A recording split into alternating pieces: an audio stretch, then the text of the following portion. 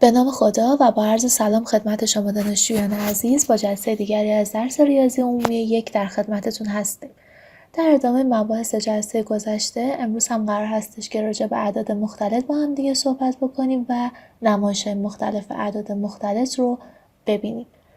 اولین نمایشی که برای عدد مختلط z به صورت آی به اضافه آی بی در نظر میگیریم نمایش اون عدد در صفحه مختلط است. منظورمون از صفحه مختلط صفحه‌ایه که محور افقی اون محور حقیقی و محور عمودی اون محور موهومی باشه. در این صورت هر عدد مختلطی مثل آی به اضافه آی بی رو میشه به صورت یک زوج مرتب با مؤلفه‌های آ و بی در صفحه مختلط نشون داد. یعنی قسمت حقیقی میشه مؤلفه اول و قسمت موهومی میشه مؤلفه دوم زوج مرتب اون برای نشون دادن این نقطه توی صفحه مختلط. برای مثال بیاید این چند تا عدد مختلط رو روی صفحه مختلط نمایش بدیم. متناظر با عدد مختلط z1 یعنی 1 به علاوه 3i باید نقطه به مختصات 1 و 3 رو مشخص بکنیم. بنابراین به اندازه 1 روی محور افقی یعنی محور حقیقی جدا می‌کنیم و به اندازه 3 روی محور عمودی یعنی محور موهومی جدا می‌کنیم و به این صورت z1 مشخص میشه. z2 مون هست منفی 2a، یک عدد موهومی محضه. قسمت حقیقی اون برابر با 0 و قسمت موهومی اون برابر با منفی 2. پس متناظر با z2 نقطه به مختصات 0 و منفی 2 داریم که در اینجا نمایشش دادیم. عدد مختلط z3 رو 2.5 در نظر گرفتیم. این بار قسمت موهومی برابر با 0 و متناظر با این نقطه به مختصات 2.5 و 0 خواهیم داشت که اینجا به صورت z3 نمایشش دادیم. z4 هم عدد مختلطی هست به صورت منهای 2 منهای آی که متناظر با اون نقطه منفی 2 و منفی 1 رو داریم که اینجا مشخص شده. یکی دیگه از انواع نمایشی که برای عدد مختلط z مساوی با آی به اضافه آی بی در نظر میگیریم نمایش برداری اون توی صفحه مختلطه. چطور این نمایش برداری رو در نظر میگیریم؟ کافیه که متناظر با عدد مختلط z مساوی با آی به اضافه آی بی نقطه آ و بی رو توی صفحه مختلط در نظر بگیریم. در این صورت برداری که ابتدای اون مبدأ مختصات و انتهای اون نقطه آ و بی هست نمایش برداری این عدد مختلط توی صفحه مختلط خواهد بود. متناظر با این نمایش برداری میتونیم جمع و تفاضل اعداد مختلط رو هم همونطور که پیش از این در آنالیز برداری داشتیم تعریف بکنیم. اگر خاطرتون باشه متناظر با این دوتا بردار z1 و z2 اگر میخواستیم بردار برآیندشون یعنی z1 به اضافه z2 رو به دست بیاریم کافی بود که متوازی الاضلاعی رو تشکیل بدیم که با بردارهای z1 و z2 ایجاد میشه و در این صورت این قطری که اینجا ایجاد میشد قطر بزرگتر برآیند دوتا بردار z1 و z2 بود که با z1 به علاوه z2 نمایش داده میشد. در خصوص تفاضل دوتا بردار z1 و z2 هم کافی بود برداری رو در نظر بگیریم که انتهای بردار z2 رو به انتهای بردار z1 وصل میکنه و بعد این بردار رو انتقال بدیم اون رو توی وضعیتی قرار بدیم که ابتدای اون در مبدأ مختصات قرار بگیره و به این صورت بردار z1 منهای z2 رو تعیین بکنیم. حالا خودتون با این تعریف در نظر بگیرید که بردار z2 منهای z1 چه وضعیتی پیدا میکنه و چطور مشخص میشه. در جلسه گذشته در خصوص یک سری از مفاهیم مقدماتی اعداد مختلط با هم صحبت کردیم، از جمله در مورد اندازه یک عدد مختلط تعریفش رو آوردیم و ویژگی‌هاش رو هم با هم دیدیم. حالا اگر بخوایم متناظر اون اندازه عدد مختلط رو توی نمایش برداری در نظر بگیریم، در حقیقت اندازه یک عدد مختلط با طول برداری که متناظر با عدد مختلط z هست برابر خواهد بود. چون متناظر با این عدد مختلط z برداری رو در نظر میگیریم که از مبدأ شروع میشه تا نقطه به مختصات آ و b ادامه داره. بنابراین طول این بردار رو اگر بخوایم از رابطه فیثاغورسی که توی این مثلث ایجاد میشه بنویسیم برابر با همون رادیکال آ2 به اضافه b2 هست که پیش از این به عنوان اندازه عدد مختلط تعریف کرده بودیم. از طرف دیگه متناظر با این z مزدوج اون رو به صورت z بار داریم که به صورت آی منهای آی بی تعریف میشه و متناظر با اون نقطه‌ای به مختصات آ و منهای بی رو خواهیم داشت که بردار z بار به این صورت به دست میاد. دقیقاً مشخصه که همون طول بردار z رو داره. برای قرینه عدد z هم همینطور. قرینه عدد z یعنی منهای z میشه منهای آی منهای آی بی این بار به طور متناظر نقطه منهای آ و منهای بی رو داریم که همینطور که از نمایش برداری برمیاد زد بار قرینه زد نسبت به مبدأ مختصات هست و بردار متناظر با اون همون طول آر رو داره. این ویژگی هستش که پیش از این هم در خصوص اندازه اعداد مختلط دیده بودیم. یکی دیگه از انواع نمایشی که برای اعداد مختلط در نظر میگیریم نمایش مختصات قطبی هست که متناظر با این عدد مختلط آی به اضافه آی بی مؤلفه های آر و تتا رو معرفی میکنیم. بیاید ببینیم که این آر و تتا چطور با توجه به این فرم اعداد مختلطمون به دست میاد. گفتیم که متناظر با این آی به اضافه آی بی ما میتونیم یه بردار داشته باشیم که از مبدأ شروع میشه و تا نقطه‌ای به مختصات آ و بی ادامه داره. حالا اگر دقت بکنید طول این بردار همونطور که گفتیم برابر است با اندازه عدد مختلطمون، یعنی برابر است با رادیکال آ2 به اضافه بی2. طول این بردار رو با آر نشون میدیم. پس مؤلفه اولمون یعنی آر متناظر است با همون اندازه عدد مختلطمون، یعنی متناظر است با رادیکال آ2 به اضافه بی2. حالا تتا چی هست؟ تتا زاویه‌ای که از قسمت مثبت محور حقیقی تا بردار زد اندازه‌گیری میشه و این اندازه‌گیری در جهت مثبت مثلثاتی، یعنی در جهت خلاف عقربه‌های ساعت هست. خب من برای اینکه تتا رو به دست بیارم کافیه که به تعریف سینوس و کوسینوس توی این مثلث قائم زاویه دقت بکنم. اگر یادتون باشه سینوس زاویه تتا میشد نسبت ضلع مقابل بر وتر. ضلع مقابل بی هست و وتر برابر با آر، بنابراین سینوس تتا میشه بی به روی آر. کوسینوس تتا نسبت ضلع مجاور بود بر وتر، بنابراین کوسینوس تتا میشه نسبت آ به روی آر. از اینجا بی میشه آر سینوس تتا و آ میشه آر کوسینوس تتا. ما میخوایم تتا رو به دست بیاریم، بیا طرفین این دوتا رابطه رو بر همدیگه تقسیم بکنیم. نسبت سینوس به روی کوسینوس تتا رو میذاشتیم تانژانت تتا. پس از تقسیم این دوتا عبارت داریم تانژانت تتا مساوی با بی به روی آ و به این طریق تتا به دست میاد. تتا میشه آرک تانژانت بی به روی آ.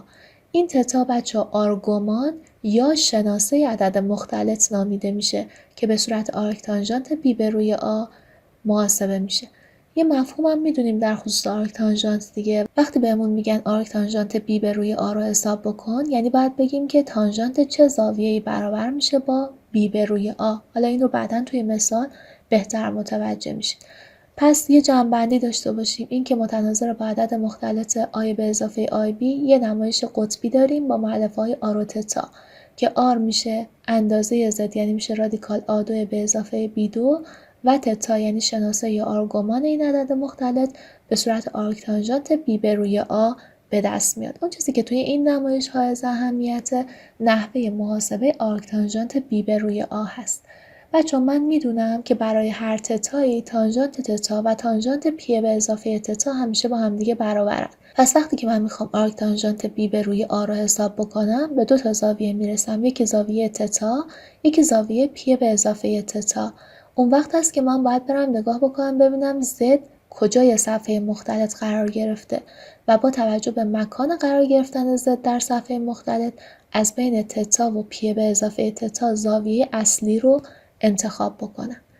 میخوام بریم سراغ مثال، اما قبلش یه نکته مهم دیگر رو هم بهتون بگم. اون نکته این هستش که برای هر کاری که عضو زد در نظر میگیریم، یعنی برای هر عدد صحیحی تانژانت تتا و تانژانت تتا به اضافه 2 پی با هم دیگه برابر هستن. دلیلش هم میدونید دیگه، به خاطر اینکه 2 دور تناوب تابع سینوس و کوسینوسه. یا حالا به عبارت دیگه شما اگر این زاویه تتاتون باشه و محورهای مختصات رو به اندازه 2 یعنی یک دور کامل دایره طی بکنید، دوباره برمیگردید به سر جای اولتون.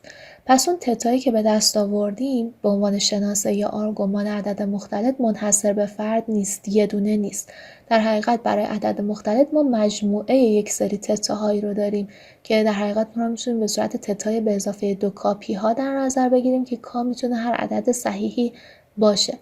پس ما در واقع یک مجموعه از آرگومان ها داریم. حالا بین همه این آرگومان ها اون زاویه‌ای که بین 0 تا 2 پی قرار میگیره میشه آرگومان اصلی که برای که متمایز باشه از بقیه اون رو با این نماد نشون میدیم، یعنی این حرف اول آ رو براش با حرف بزرگ آ نمایش میدیم. پس منظورمون از شناسه اصلی یا آرگومان اصلی اون تتایی هست متناظر با آرک تانژانت بی به روی آ که در فاصله 0 تا 2 پی قرار میگیره. خب این نکته رو هم به خاطر داشته باشیم. میخوایم کم کم بریم سراغ مثالهاش، اما قبلش یه مروری داشته باشیم بر تانژانت زوایای شناخته شده که میخوایم ازشون زیاد استفاده بکنیم. بچه تانژانت 0 برابر با 0 بود، تانژانت پی ششم رادیکال 3 سوم، تانژانت پی چهارم 1 دوم، تانژانت پی سوم رادیکال 3، تانژانت پی دوم تعریف نشده یا بی‌نهایت بود، تانژانت 2 پی سوم منفی رادیکال 3، تانژانت 3 پی چهارم منفی 1، تانژانت 5 پی ششم منفی رادیکال 3 و تانژانت پی برابر است با 0. لطفاً این جدول رو در خاطرتون نگه دارید چون قرار هستش که توی اعداد مختلف زیاد ازش استفاده بکنیم. اگه قرار باشه که تحت این جدول من بیام آرک تانژانت یک سری زوایا رو محاسبه بکنم، اینطور عمل میکنم. مثلا وقتی که بهم گفتن آرک تانژانت 1، توی ذهن خودم میگم که چه زاویه‌ای بود که تانژانتش برابر با 1 بود. توی این جدول هم داریم پی چهارم بود. پس حاصل این عبارت یا پی چهارم هست یا پی به اضافه پی چهارم. مثلا آرک تانژانت منهای رادیکال 3 چه زاویه‌ای بود که تانژانتش برابر با منهای رادیکال 3 بود؟ 2 پی سوم یا پی به اضافه 2 پی سوم. آرک تانژانت 0 چه زاویه‌ای هست که تانژانتش برابر با 0؟ زاویه 0 یا زاویه 0 به علاوه پی یعنی پی. مثلا آرک تانژانت رادیکال 3 سوم رو اگر ازتون بخواد، باید از خودتون بپرسید که چه زاویه‌ای بود که تانژانتش برابر با رادیکال 3 سوم بود؟ پی ششم یا پی به اضافه پی ششم. آرک تانژانت بی‌نهایت همینطور چه زاویه‌ای بود که تانژانتش تعریف نشده بود؟ پی دوم یا 90 درجه و همینطور پی به علاوه پی دوم. برای منفی 1 هم همینطور آرک تانژانت منفی 1 میشه 3 پی چهارم یا پی به اضافه 3 پی چهارم.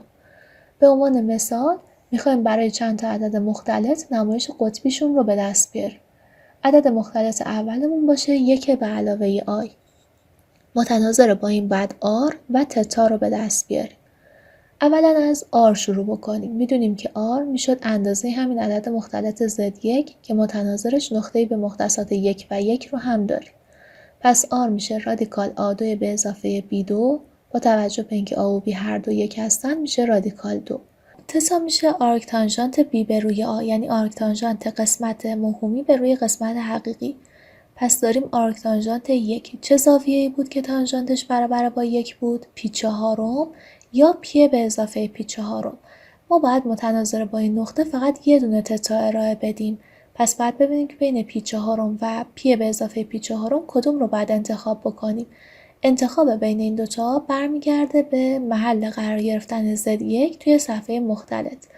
Z1 مون متناظر هست با نقطه 1 و 1. پس اگر در نظر بگیریم میبینیم که Z1 توی ربع اول قرار گرفته.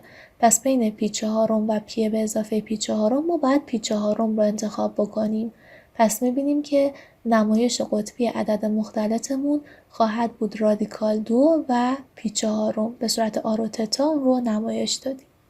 در مثال دوم میخوایم عدد مختلط Z2 مساوی با رادیکال 3 منهای آی رو در نظر بگیریم و برای این نمایش قطبی رو به دست بیاریم. این بار آ یعنی قسمت حقیقی برابر است با رادیکال 3 و B یعنی قسمت موهومی ضریب آی برابر است با منفی 1. اندازه عدد مختلطمون یعنی R میشه رادیکال A2 به اضافه B2 که میشه رادیکال 4 یا 2. تتا میشه آرک تانژانت B به روی آ، یعنی آرک تانژانت قسمت موهومی به روی قسمت حقیقی، یعنی در واقع همون آرک تانژانت منفی رادیکال 3 سوم. چه زاویه‌ای بود که تانژانتش برابر بود با منفی رادیکال 3 سوم؟ زاویه 5 پی ششم یا پی به اضافه 5 پی ششم. حالا با توجه به محل قرار گرفتن Z2 در صفحه مختلط باید بین این 5 پی ششم و پی به اضافه 5 پی ششم یعنی 11 پی ششم زاویه تتای درست رو انتخاب بکنیم. متناظر با این Z2 نقطه‌ای داریم به مختصات رادیکال 3 و منفی 1 که در ربع چهارم قرار میگیره. پس چون Z2 در ربع چهارمه بعد این بار زاویه بزرگتر یعنی 11 پی ششم رو که در ربع چهارم قرار میگیره انتخاب بکنیم. پس میبینید که این بار متناظر با این عدد مختلطمون R برابر با 2 و تتا برابر است با 11 پی ششم. پس Z2 نمایش قطبی به صورت 2 و 11 پی ششم خواهد داشت. در مثال سوم میخوایم این بار عدد مختلط منهای 1 منهای رادیکال 3 آی رو در نظر بگیریم. متناظر با این عدد نقطه به مختصات منهای 1 و منهای رادیکال 3 داریم که در ربع سوم هست. آ برابر منهای 1 و بی برابر منهای 3 اندازه آر یعنی رادیکال آ2 به اضافه بی 2 میشه 2. تتا میشه آرک تانژانت بی به روی آ یعنی میشه آرک تانژانت رادیکال 3. خب چه زاویه‌ای بود که تانژانتش برابر با رادیکال 3 بود؟ پی سوم و پی به اضافه پی سوم. خب با توجه به اینکه Z3 توی ربع سوم قرار گرفته، بین این دوتا مقدار تتا باید 4 پی سوم رو انتخاب بکنیم. بنابراین متناظر با عدد مختلط Z3 داریم نمایش قطبی آر و تتا یعنی 2 و 4 پی سوم. آخرین نمایشی که برای اعداد مختلط میشه متصور شد نمایش نمایی اعداد مختلط هست. همینطور که توی اسلایدهای قبلی دیدیم آ یعنی در حقیقت قسمت حقیقی عدد مختلطمون برابر بود با آر کوسینوس تتا و قسمت موهومی یعنی بی برابر بود با آر سینوس تتا که میدونستیم آر برابر است با رادیکال آ2 به اضافه بی 2 و تتا برابر است با آرک تانژانت بی به روی آ. یک فرمول شناخته شده در ریاضیات داریم تحت عنوان فرمول اویلر که میگه ای به توان آی تتا برابر است با کوسینوس تتا به اضافه آی سینوس تتا. این رو توی ذهنتون نگه دارید. بیاید بریم سراغ عدد مختلط Z به صورت آی به اضافه آی بی. به جای آ آر کوسینوس تتا و به جای بی آر سینوس تتا قرار بدید. از آر فاکتور بگیرید. پس Z میشه آر در کوسینوس تتا به اضافه آی سینوس تتا. طبق فرمول اویلر این مقدار برابر است با ای به توان آی تتا. پس نمایشی که الان اینجا به دست آوردیم به صورت آر ای به توان آی تتا میشه نمایش نمایی عدد مختلط. برای هر عدد مختلط قطعاً آر و تتایی وجود داره که بتونیم اون رو به صورت Z مساوی با آر ای به توان آی تتا بنویسیم. آر و تتا همون آر و تتایی هستن که توی نمایش قطبی به دست آوردیم. حالا که این نمایش نمایی رو یاد گرفتید بیایم یک فرمول پرکاربرد رو همینجا با هم مرور بکنیم که قرار هست خیلی ازش استفاده بکنیم. بچه ای به توان آی تتا شد کوسینوس تتا به اضافه آی سینوس تتا. بنابراین ای به توان آی ام تتا که این ام هر عدد حقیقی میتونه باشه میشه کوسینوس ام تتا به اضافه آی سینوس ام تتا. یعنی به جای تتا توی این فرمول اویلر ام تتا رو جایگذاری کردیم. بنابراین من اگر بخوام توانی از این Z به صورت Z به توان M رو محاسبه بکنم طبق این نمایش نمایی Z به توان M میشه R به توان M در I به توان IM تتا. I به توان IM تتا رو از این رابطه جایگزین میکنم میشه R به توان M در کوسینوس M تتا به اضافه I سینوس M تتا. این فرمول تحت عنوان فرمول دمار شناخته میشه. نگاه کنید چه اتفاقی افتاد. اگر Z من با این فرم مثلثاتیش نمایش داده بشه یعنی باشه R کوسینوس تتا به اضافه I سینوس تتا توان M اون اینطور حساب میشه R به توان M میرسه میشه R به توان M داخل این پرانتز سینوس و کوسینوس کمانشون M برابر میشه یعنی اینجا میشه کوسینوس M تتا به اضافه I سینوس M تتا. حالا بعدن که ازش مثال حل بکنید بهتر متوجه کاربرد این فرمول خواهید شد. توی این مثال برای چند عدد مختلط انواع نمایش اعداد مختلطشون رو کنار هم آوردیم. اگر زدی که اون باشه یک به اضافه آی متناظر با این نمایش نقطه 1 و 1 رو توی صفحه مختلط داریم. از طرف دیگه میتونیم فرم قطبی اون رو به صورت رادیکال 2 و پی 4 داشته باشیم. محاسباتش رو پیش از این انجام دادیم. و در فرم نمایی با توجه به اینکه آر برابر است با 2 و تتا برابر است با پی 4 میتونیم نمایش رادیکال 2 به توان پی 4 آی رو داشته باشیم. برای Z2 مساوی با رادیکال 3 منهای آی نقطه به مختصات رادیکال 3 و منفی 1 رو داریم. آر برابر است با 2 و تتا برابر است با 11 پی 6. بنابراین نمایش هم به صورت 2 به توان 11 پی 6 آی میتونه در نظر گرفته بشه. برای Z3 به صورت منهای 1 منهای رادیکال 3 هم نظیر موارد بالا میتونیم اولا نقطه به مختصات منهای 1 و منهای رادیکال 3 رو در نظر بگیریم. اندازه برابر با 2 و تتای 4 پی سوم داره و بنابراین فرم نمایش به صورت 2 به توان 4 پی سوم آی خواهد. خب بیا چند تا مثال حل بکنیم با هم دیگه. مثال اول ازمون خواسته که عبارت 1 به اضافه رادیکال 3 آی رو به توان 10 برسونیم، یعنی این عبارت رو ساده بکنیم. میدونیم که منظورش از ساده کردن این هستش که در نهایت یک عدد مختلط رو به عنوان جواب بهش ارائه بدیم. خب طبیعتا یک کار این هستش که 1 به اضافه رادیکال 3 آی رو 10 بار در خودش ضرب بکنیم که اصلا منطقی به نظر نمیاد. از طرف دیگه ما الان یک فرمول دیدیم که دیدید به نظر خیلی ساده میومد. کلا این نکته رو یادمون بمونه که برای توانهای بالا از z که میخوایم حساب بکنیم z رو به فرم نمایی تبدیل بکنیم اول، بعد از اون فرمول دمار استفاده بکنیم تا به توان رسوندنش رو بتونیم انجام بدیم. پس کاری که انجام میدیم اول این باشه که این 1 به اضافه رادیکال 3 آ یعنی عبارتی که به توان 10 رسیده رو بگیریم z و فرم نمایش رو به دست بیاریم، یعنی براش آر و تتا رو تعیین بکنیم. زدمون هست 1 به اضافه رادیکال 3 آ، اندازه z میشه 2 و تتا میشه آرک تانژانت قسمت موهومی به روی قسمت حقیقی، یعنی میشه آرک تانژانت رادیکال 3. چه زاویه‌ای بود که تانژانتش برابر با رادیکال 3 بود؟ پی سوم یا پی به اضافه پی سوم یعنی 4 پی سوم. متناظر با این عدد مختلط نقطه 1 و رادیکال 3 رو داریم، پس میبینیم که z در ربع اول قرار گرفته. بنابراین بین این دو تا زاویه باید زاویه‌ای که در ربع اول قرار میگیره یعنی پی سوم رو اختیار بکنیم. پس نمایش نمایی عدد زدمون با توجه به اینکه r برابر با 2 و تتا برابر با پی سومه میشه 2 به توان پی سوم آی. حالا میخوایم این رو به توان 10 برسونیم. پس 2 به توان پی سوم آی به توان 10 برسه میشه 2 به توان 10 در ای به توان 10 توی پی سوم ضرب بشه 10 پی سوم آی.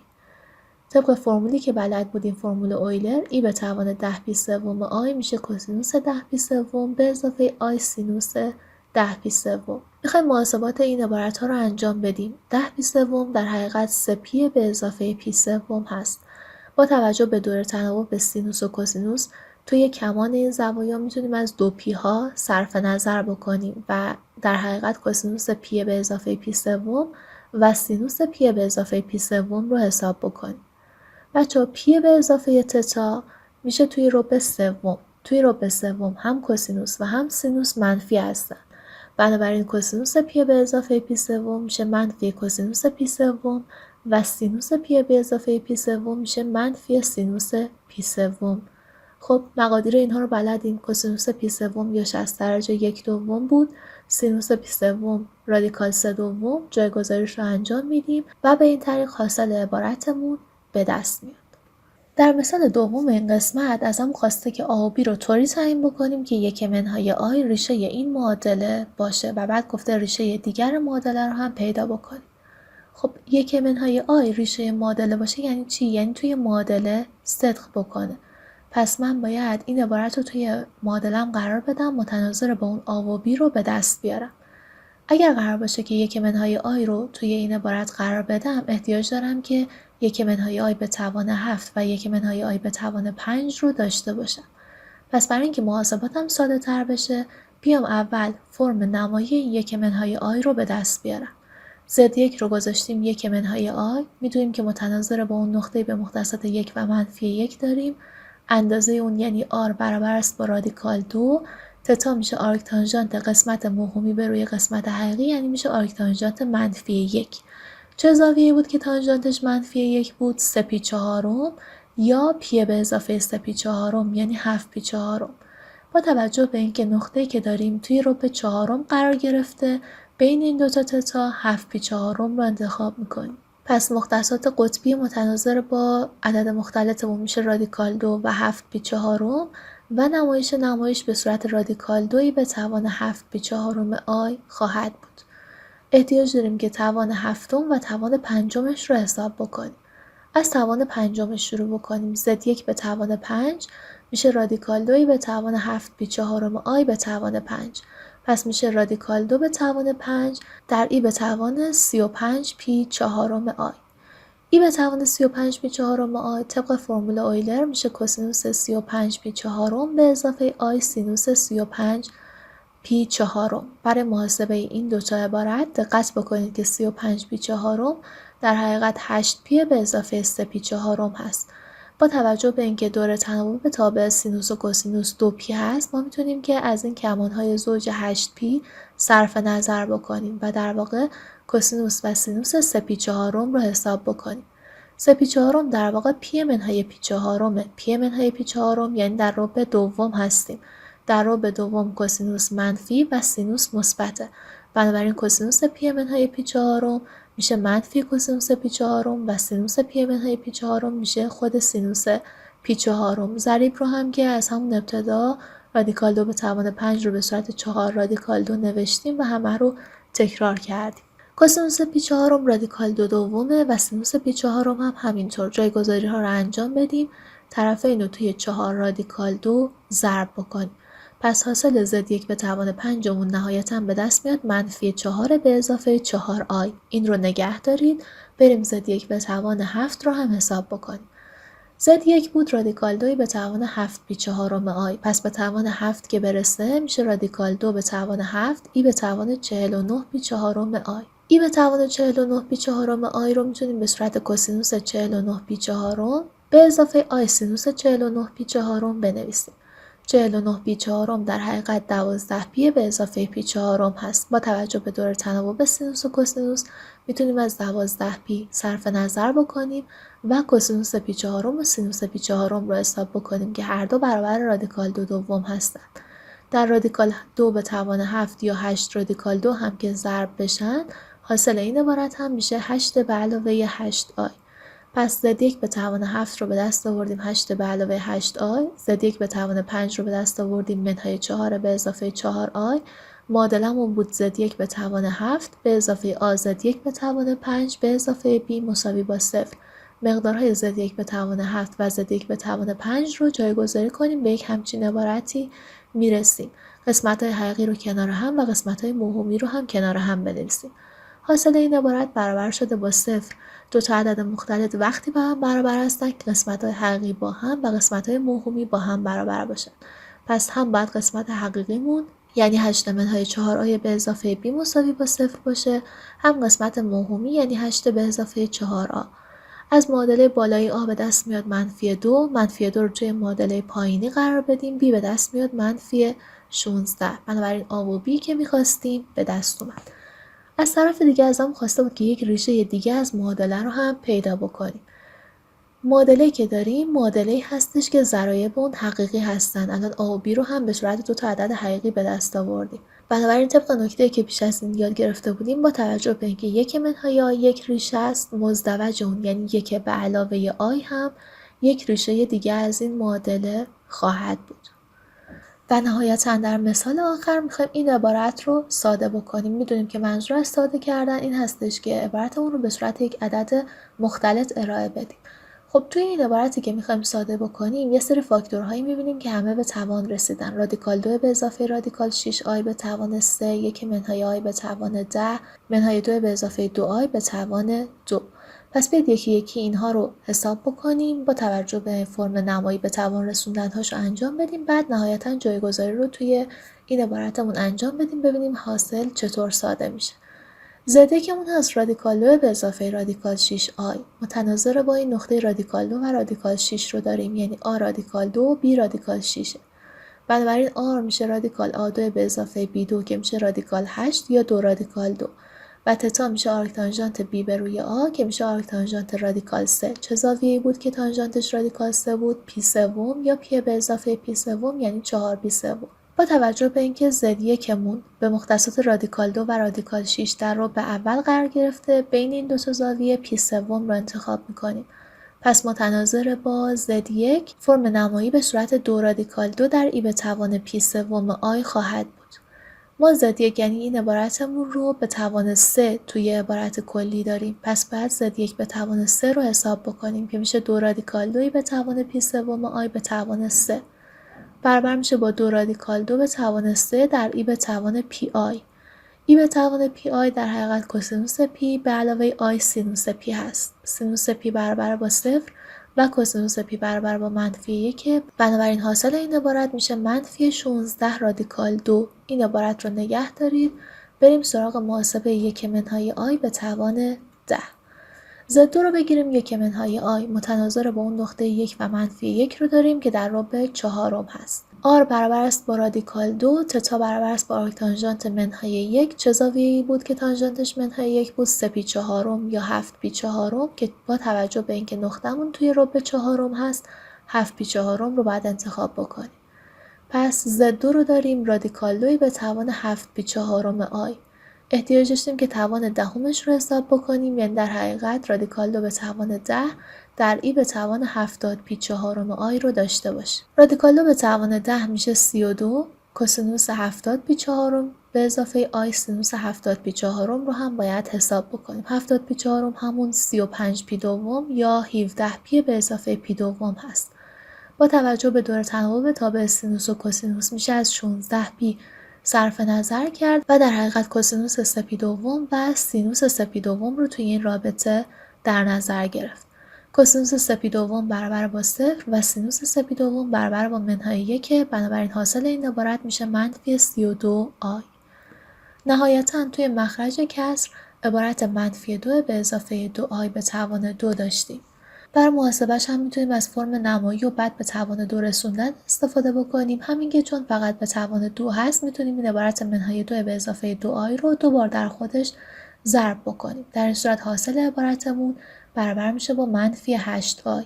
خب همه عبارت هایی که به تمام رسیده بودن رو، یعنی این 3 تا عبارت رو حساب کردیم. بعد جایگذاریش رو توی فرم Z انجام بدیم. اگر به جای Z1 به توان 3 یعنی این عبارت اول -16 رادیکال 2 بذاریم، به جای Z2 به توان 10 یعنی 1 منهای آی به توان 10 -32 آی بذاریم، توی مخرج هم به جای این عبارت -8 آی بذاریم، توی مخرج -4 آی داریم، توی صورت 16 رادیکال 2 آ حذف میشن، منهای 32 آی ضرب در آی داریم که بعد از ساده کردن حاصل عبارت اون برابر با 8 آی به دست میاد. خب مباحث این جلسه رو هم در همین جا به پایان میرسونیم. در این جلسه با انواع مختلف نمایش اعداد مختلط آشنا شدیم. امیدوارم که مباحث این جلسه براتون مفید بوده باشه. در جلسه آینده مبحثمون رو در خصوص اعداد مختلط پی میگیریم. شاد، موفق و سربلند باشید.